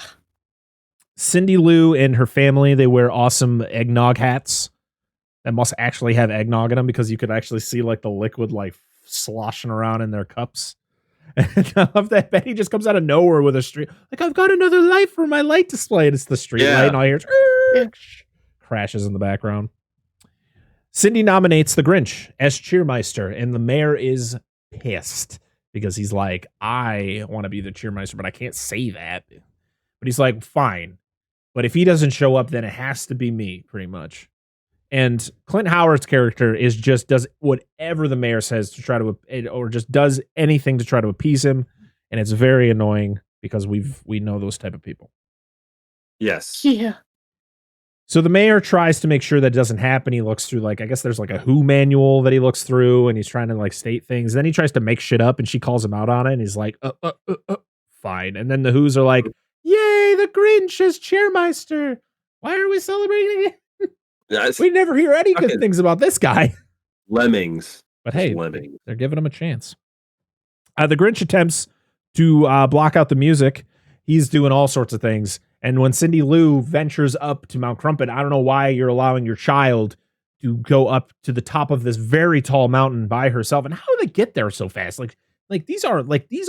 She's a child and she's climbing this mountain like a pro. Yep. No equipment. She's going. Yep. And she goes into his lair, and he's got the giant cymbal monkey, and he's getting his head smashed by the cymbal monkey to the point where she alerts him and he breaks it. And he tries to scare her, and he does a terrible job at it. She's like, I'm not scared of you. He's like, oh, denial. I'll make sure to change that. And so she tells him about everything. She tells him about how the fact that, like, you're going to be you're the chairmeister for the Jubilation. And at first he's like, yeah, okay. And then she tells him that there's going to be an award and that Martha May is going to be there. And he's like, ooh, well, I guess you twisted my leg, to the point where he kind of tricks her. And he's like, this whole thing is going to change my outlook on Christmas. And she's like, really? No. And then drops her into the little chute. And this is where you get him contemplating whether he wants to go. This is the schedule gag where he sits in the chair and he's he's going through his schedule. He's like, oh, dinner with me at 6. I can't cancel that again. Me. He's like, I guess I can move my self-loathing till 9 o'clock. That I still love that gag. It's still hilarious. The tablecloth gag as well, where he pulls the tablecloth and nothing falls, and then he runs back and knocks everything over. Yep. That was all an accident. He actually was supposed to pull it and have everything fall because he's the Grinch. Nothing goes right for him. But instead, Jim Carrey somehow made it happen, and that's why he just goes back and just knocks everything over. I know, it's so great. You got the yodeler, where he's like, he tries on all the things, and he's talking to Max, and he's like, "It's a kilt." Yeah, it's not a dress; it's a kilt. And he's trying to figure out what to wear until he hears the yodeler outside. He nabs the yodeler. He tries it on, and he's like, "Ooh, I'm not going." No, that's it. I'm not going. And then he finally, he's contemplating whether to go or whether not to go. And then he gets pulled down. Max pulls the lever, and he gets sent down. The Grinch makes very exciting entrance. Of course, he got the mayor up on the stand. He's like, and this year's cheermeister is the Grinch.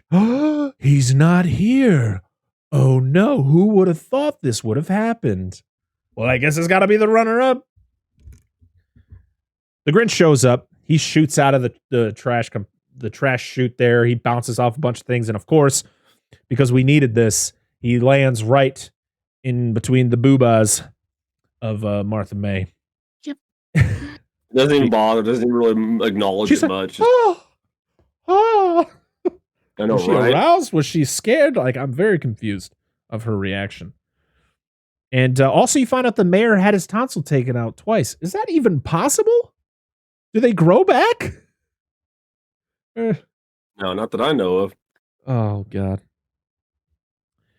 So, yeah, they show up, and I love the thing where it's just like, the mayor's like, oh, and it's your two moms, or whatever he says.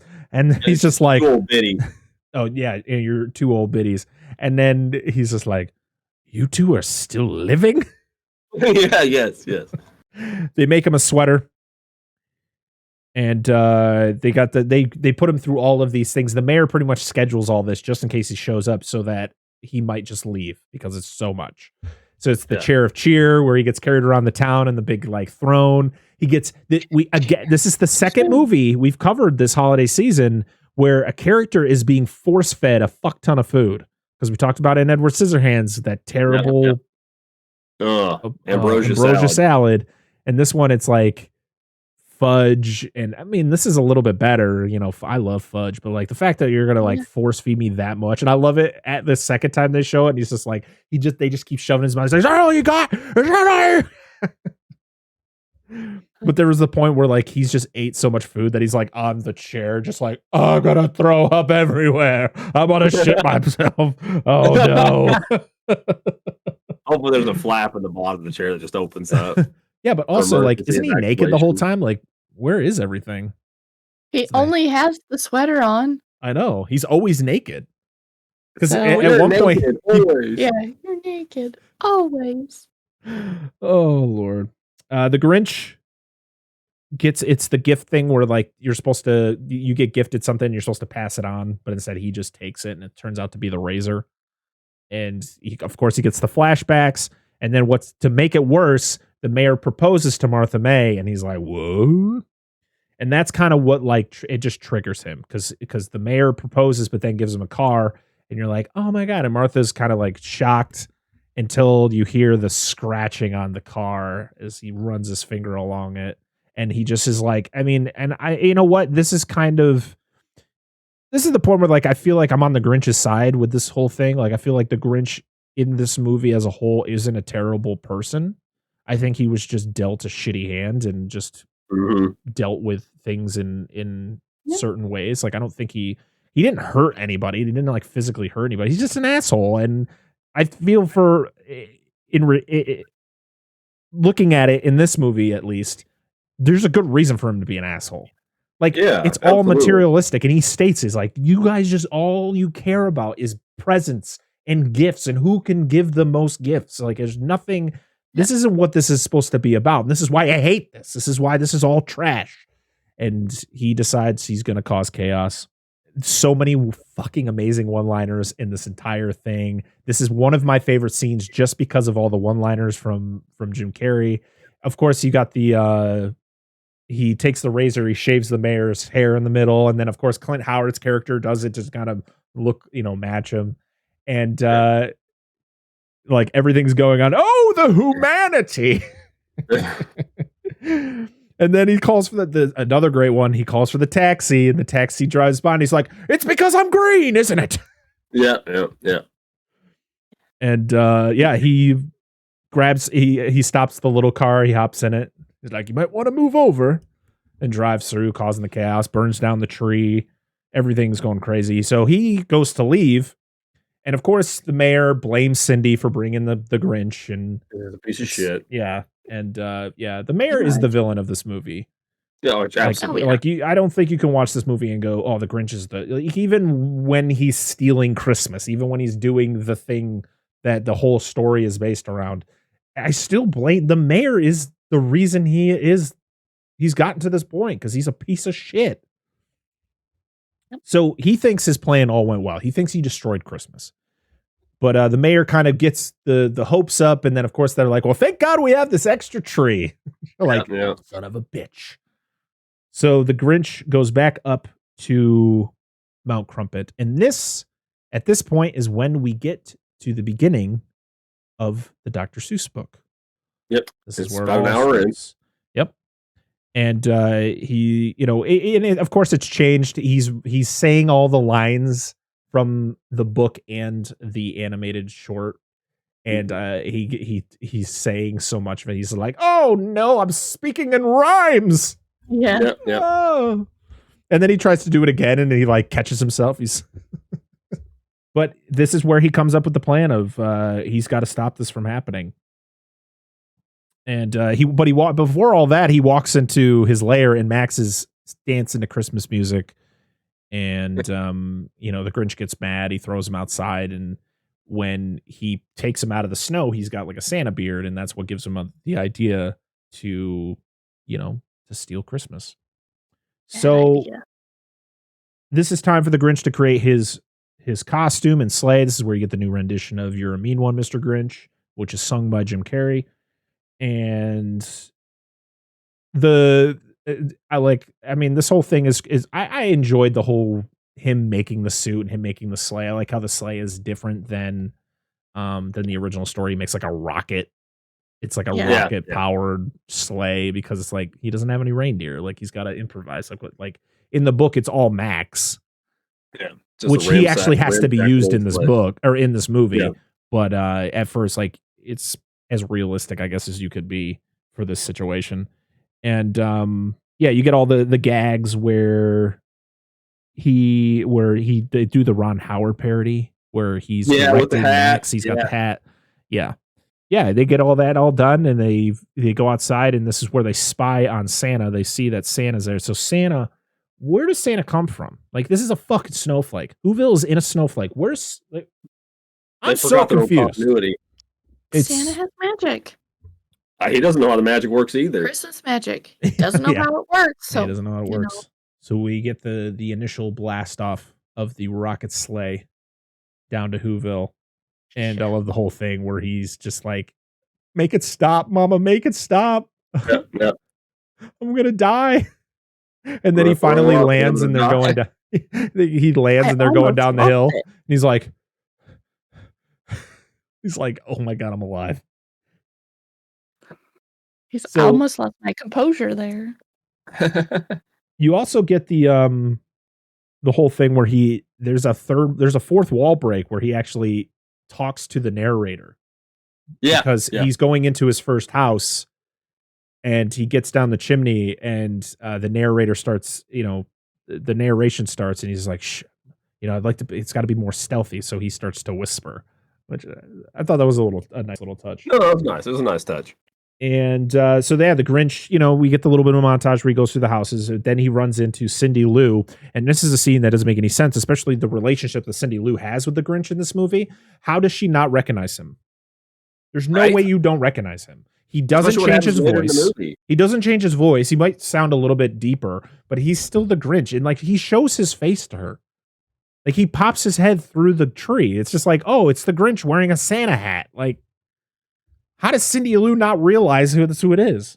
Unless she's sleepwalking. That's the only thing I can think of. Especially with how smart they make her in this film. She's a very intelligent girl. She's older than 2 years old, that's for sure. Her name doesn't even it's no point. There's no point to have the rhyme. She's older than 2, like way older than 2. Yeah. But she, of course, it's the lines where she asks why are you taking the tree? And he's like, oh, because there's one light on one side that doesn't light the whole thing. And then, it's the same thing, gets her a thing of water. She tries to get her to bed. And while she's walking away, she's like, just make sure you don't forget about the Grinch. He deserves to have a nice Christmas, too. And, of course, he kind of like shows a little bit of emotion. But then he's just like, she goes around. She's like, nice kid. Poor choice of character. Yeah. Poor judge of character. Because she says he's sweet. And he's like, sweet. Yeah. You also get where he goes to Martha May's room. He kind of like just...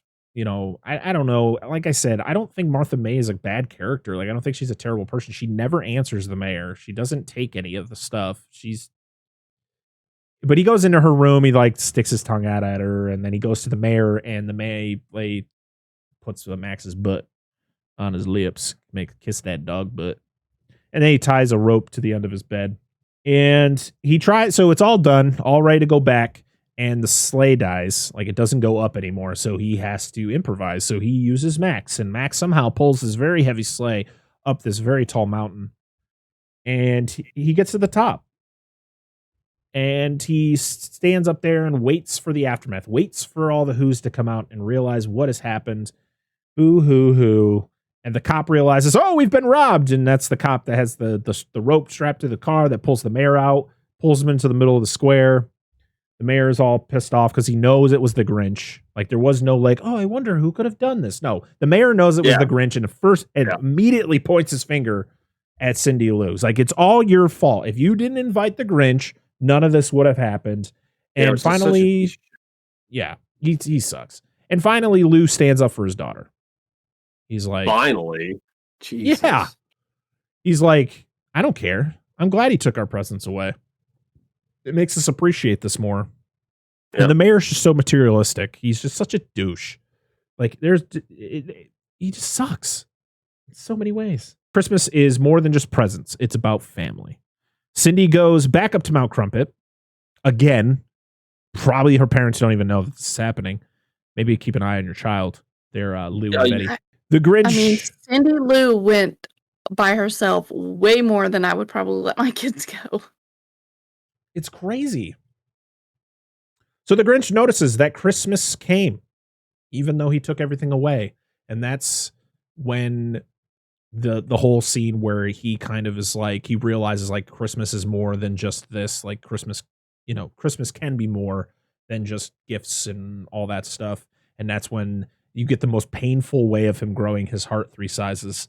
Because it's he's literally like, oh God, he's like clenching his chest. It's like, he's slowly dying. The Grinch is having a heart attack, you know?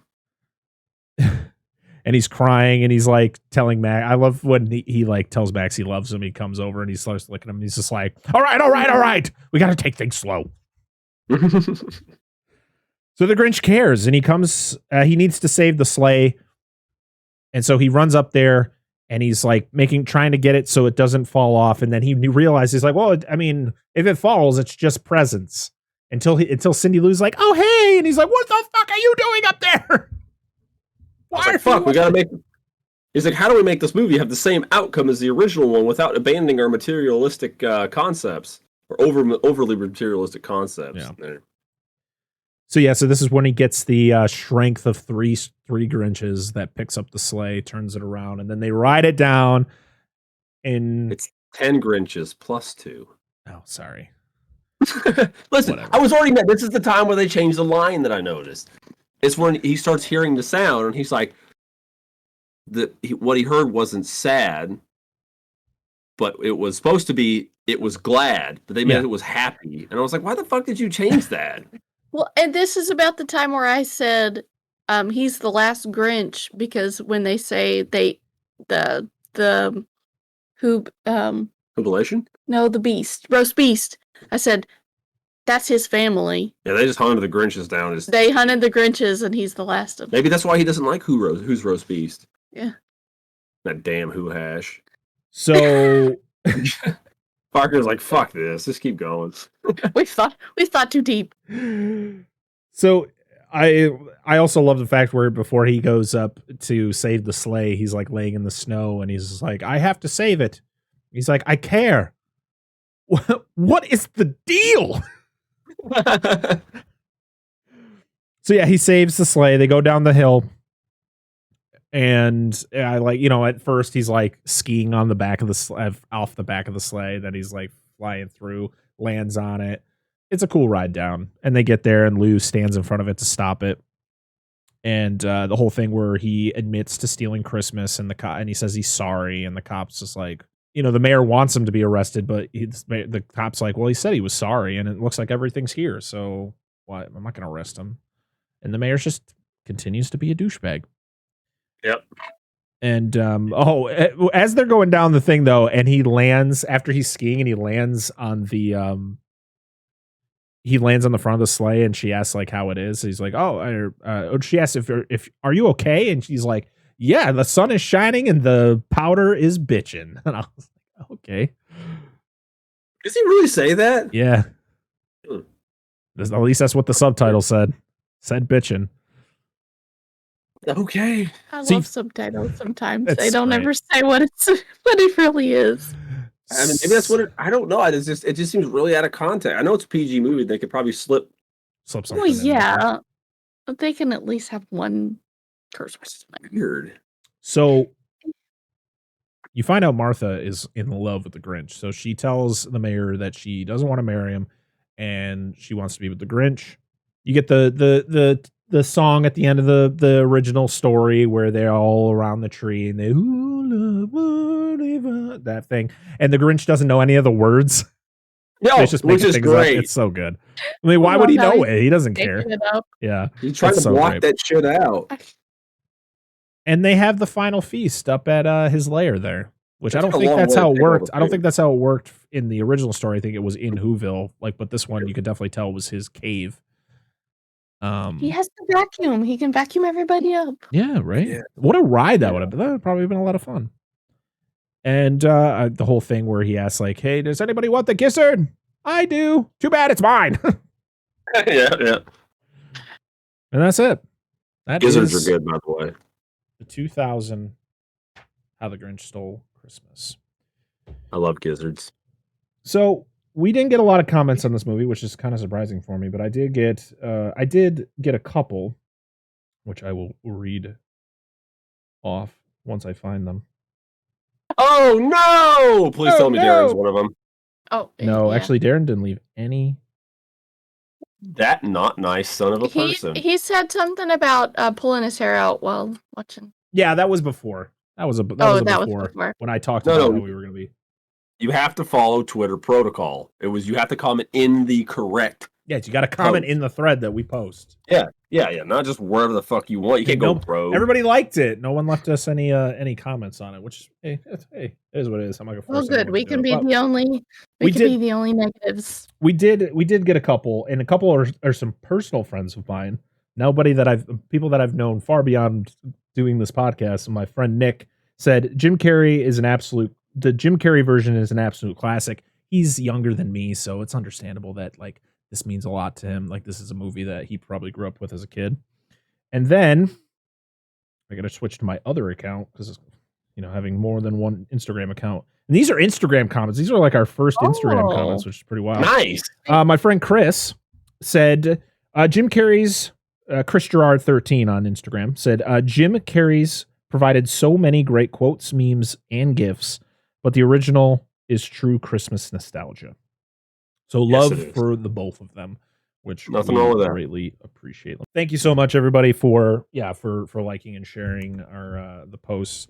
But make sure, guys, we like I said, I post every Saturday before we record or the day before we record to get you guys' comments on the movies that we cover because we'd like to hear your thoughts and opinions on the movies, and and we love sharing them on the show and shouting you guys out. So if you got the opportunity, please, we would love to read your comments. But that is it. That is How the Grinch Stole Christmas, both the 1966 animated classic and the 2000 live action version. And we did talk a little bit about the 2018 version, but Dan and Angela haven't seen it, so we didn't want to go too in depth on it. And it kind of ventures the reason why we clumped these two together was the fact that they're very like. The 2000 version is a remake, I would say, in the vein of the original. They just added it enough to make it a feature-length film. That's why you get that hour-long before, with it. But it's truly, in my opinion, it's a remake. But yeah. Yeah, I'd say that's fair. So, next week, for our final episode of 2022. No, that would be wrong, because I think the episode will be out on the 20th. No, it will be on the 31st. No, the 31st is Saturday. So we'll be the final episode of 2022 and our final holiday favorite, which I don't think this is going to be a favorite amongst anyone, but we got a special guest coming on, somebody who's integral to the start of this podcast. My brother Adam will be coming back on the show. And I asked him, hey, pick a movie out. Any movie. It's got to be, of course, it's got to be holiday themed, whatever. And so he sends me a text message and goes, Black Christmas. And I was like, oh, sweet. Which version? Now, there's 3 of them. There is the original from 1974. There is the remake from 2006. And there's the 2019 version. And which one do you think he picked? Probably the 2019 version. Absolutely. So next week for episode 85 of the podcast, or 86 of the podcast. Jesus. I messed you up. I'm sorry. Why did he have to pick the bad one? Because he said that he wanted to pick one that none of us had seen and was not the greatest. And I was like, yay. So he decided to go with the 2019 Black Christmas. Sounds like a good time to me. What a way to end 2022. Also, I do want to share that we will be doing a end of year live stream on Friday, the same day, so December 30th. Scary.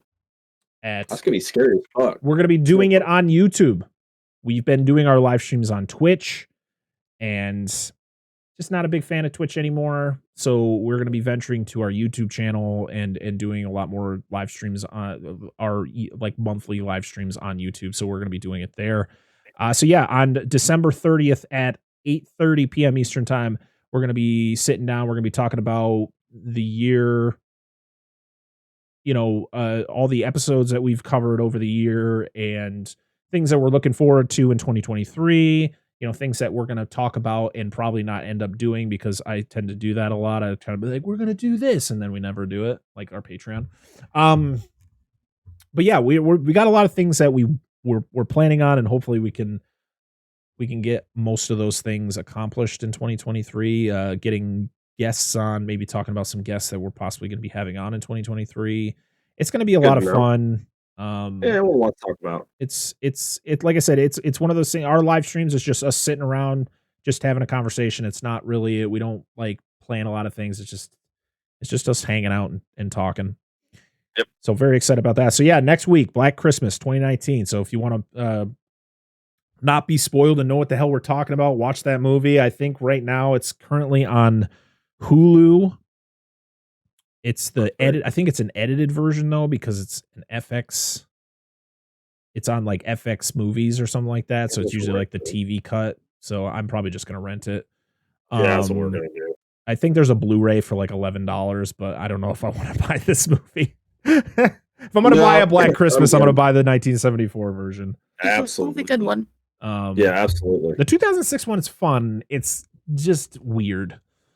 But yeah, it should be interesting. And it'll be fun to have Adam back on the show. It's been a while.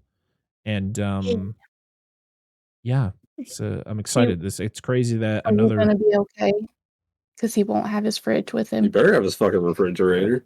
We'll have him have his camera angle so you can see his kitchen where his refrigerator is. You might not see the fridge, but you'll see the kitchen where the fridge resides.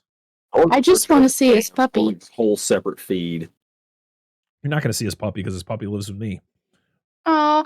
So yeah, I mean, even though this movie is probably not going to be something I'm excited to cover, it's always fun to talk about movies that we may not all find fun. But hey, it could also surprise us. It could also be like, oh, I didn't actually mind that movie. Roast beast. We're going to roast it. Yeah. So, who roast beasted? But it's also crazy because this is technically that'll be our last episode of 2022, but it'll also be the last, 2022 is our first full year of Dissect That Film. We started in April of 2021, so this was actually the first full year from January to December where we consistently released episodes in content throughout the entire year. And 2023, we're hoping to continue that trend and continue to bring you guys more fun and a lot of other interesting stuff. Before though we go, I do want to shout out the interview that me and Angela were a part of that was released this past Monday, where we talked with Robbie Walsh, filmmaker, who directed a movie in 2021 called The Letters. A movie, an interesting movie, a very good movie, a very heartbreaking movie that I think a lot of people are missing out on and people need to see. It's something that might not have been something we would have covered on an episode like this. So it being able to sit down and interview Robbie and kind of see his insights on things when it comes to the movie and the situation or the subject matter and all that, it was really interesting. It was nerve wracking, but we made it through, and I think it's really good for our first interviewing somebody in the field. So make sure to check that out. And let us know what you thought, how our interview skills are.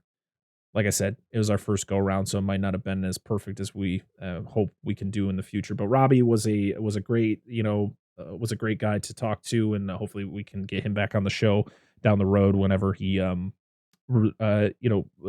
future work, or even get him on the show to talk about a movie, to be on an episode of the podcast like this. He had some movies that he liked that I was like, he sure did. Okay. Yeah, I still need to listen to the interview yet. Or is it out yet? Is it out yet? No, it'll be it's out. It's out on Monday. Okay, So it did come out when everyone's hearing this podcast episode. But yeah, thank you everybody for listening in and sharing and all that on Twitter and all the socials. I know Twitter is going down the fucking shithole right now and trying to figure out how to continue making sure that we can get the show out there to everybody. So be patient with me. I'm terrible at social media. I try my best every week to make sure that everybody gets the information they need. Make sure to like, share, and subscribe if you watch the video on YouTube, or even if you listen to us on podcast service, make sure to go to our YouTube channel at youtube.com/dissectthatfilm. Please Subscribe. It's free. Go to the episode you just listened to. Just like it. Leave a comment there. Or leave a comment on your podcast service of choice. If you listen to us on Apple Podcasts, Good Pods, anyone that lets you comment on episodes, leave us a comment there, or leave a review of the show. We would really appreciate it. Like I said last week's episode, we just charted for the first time on the Apple Podcast chart for film reviews, and we'd love to stay on there. So make sure to go over there and leave us a review and give us 5 stars and all that. It really helps us out. If you're on Spotify, make sure if you've never rated our show, make sure to rank it 5 stars. And yeah, you guys have anything else before we sign off? You got anything? Nope. Actually, I'm watching what is the true ultimate Gundam Christmas experience. I'm watching Gundam 0080, and those in the know. It is a very, very. It's probably one of the best Gundam series. It's 6 episodes long, and it takes place between Christmas and New Year's, and it's fantastic. And if you liked our Gundam Wing episode and you have seen it, I recommend finding Gundam 0080 and watching it. I think it's one of the best of the original franchise. I do have. I started watching Wednesday on Netflix. Ooh, would love to talk about that when you're done. That would be fun to dive in. I really enjoyed that show. And I don't know why it took me so long to start it. Everybody at work's like, have you watched it yet? Why haven't you watched it yet? Knowing you should have watched it already. And I'm like, I've got other stuff that I've got to watch. So I'm sitting down. I know. I am one of those that has to watch.